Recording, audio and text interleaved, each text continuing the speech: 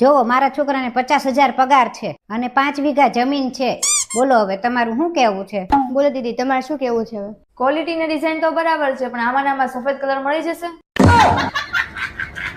Mummy, ઉનાળો ચાલુ થઈ ગયો, એસી નખાઈ દેવું છે.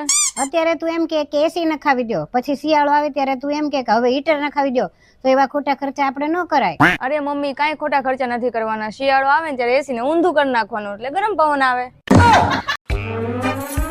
ક્યાં જા છો મનીષા? બજારમાં જાઉં છું. ધ્યાનથી ચલાવીને જાજે. હું ક્યાં સ્કૂટી લઈને જાઉં છું? હું તો રિક્ષામાં જાઉં છું. સ્કૂટીની વાત નથી કરતી, જીપની વાત કરું છું. તમે ચિંતા ન કરો, હમણાં સાહેબ તમને જોઈ જશે, બધું સારું થઈ જશે. આ સાહેબ આવી ગયા. હું આમને ચેક કરું ત્યાં સુધી મોલા 2 નંબરના પેશન્ટને ઓપરેશન થિયેટરમાં લઈ આવો ને. એનું તો મેં પોસ્ટમોર્ટમ કરી નાખ્યું. आप मेरे कान में कुछ मीठा बोल सकते हैं क्या? हाँ बिल्कुल. हलवा. આ ઢાંકણું ખોલી દો ને.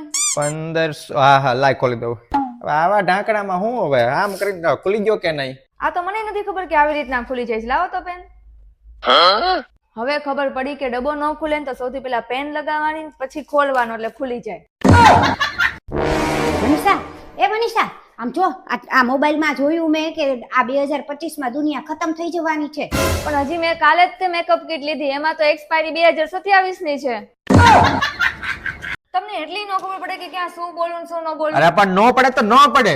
તમારે બેયને બાંધવાનું બંધ કરવું છે કે હું ઘર છોડીને વહી જાઉં? આ વાસણ તો બહુ ચમકે છે, શેનો ઉપયોગ કરે છો? તમારા છોકરાનો. તો અમે લગ્નનું પાક્કું સમજીએ ને?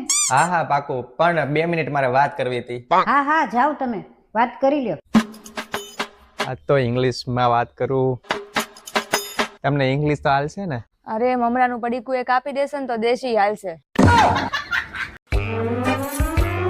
મમ્મી, કાશ્મીર ફરવા જવું છે? હવે કાશ્મીર ફરવા જવાની ક્યાં વાત કરે છે? કાશ્મીરી મરચું નથી લેવું. મનીષા, અહીંયા તો શું? કચરા પોતા થઈ ગયા? હા. વાસણ ઉટકાઈ ગયા ને? અરે એકદમ ચકાચક. કપડા બધા સંકેલાઈ ગયા ને? હા, બધા. રસોઈ બધી બની ગઈ ને? હા, બની ગઈ. બધું કામ મેં એકદમ બરોબર કર્યું ને? હા, હવે તમારે 15 મિનિટ જવું હોય ને તમારા ભાઈબંધને મળવા તો જઈ આવો. હા.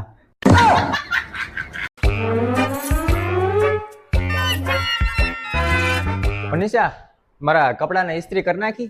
કપડાને ઇસ્ત્રી કરીને તમારા કબાટમાં મૂકી દીધા અને તમારું ટિફિન તૈયાર કરી દીધું. સારું, વાંધો નહીં, લે. મમ્મી, જોયું કેટલી હારી છે? હું નવી નવી હતી ને ત્યારે તાર પપ્પા આવું જ કેતા. આગળ આગળ જો શું થાય છે.